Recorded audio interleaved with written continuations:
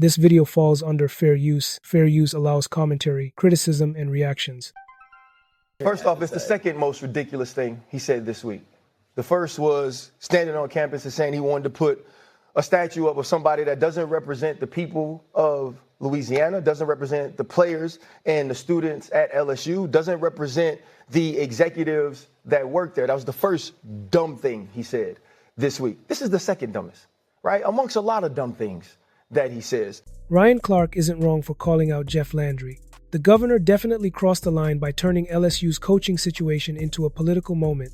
Clark makes a fair point that politics should stay out of football. Scott Woodard, for whatever he is a man who got Jay Johnson, right? Last I checked, the 2025 Louisiana State University Tiger baseball team was in the White House getting the GAT recently, right? He was there in 2019 when it's one of the greatest college football teams of all time. He also was there when he said, you know what, we're going to go out and get Kim Mulkey, right? She brings a championship to the school with Angel Reese and with Flau'jae Johnson. And so to me, this is another situation of politicians poking their nose into things that they don't know about.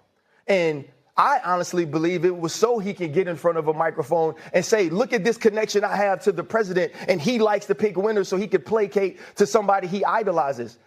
You don't know nothing about football. There's enough going on in the state of Louisiana that needs to be fixed for its constituents. Well, I don't need you tweeting on Saturday night about what's going on in Tiger Stadium. There is too many issues happening right there under your nose that ain't got nothing to do with sports. Scott Woodard is a good man. Scott Woodard is a man that cares about LSU. In the greatest times, back in the day, he understood what it was like to be a part of a winner, and he's brought more winners back to the school. He didn't miss because Brian Kelly wasn't capable.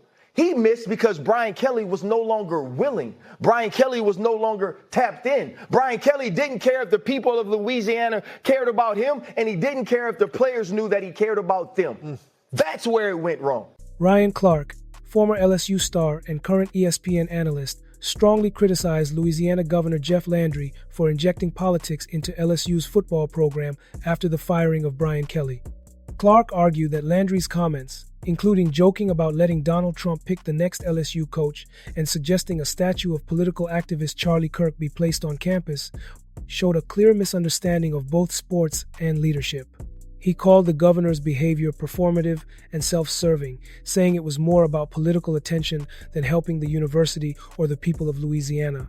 Clark praised LSU athletic director Scott Woodward for his proven record of hiring successful coaches who have brought national championships to the school, such as baseball coach Jay Johnson and basketball coach Kim Mulkey.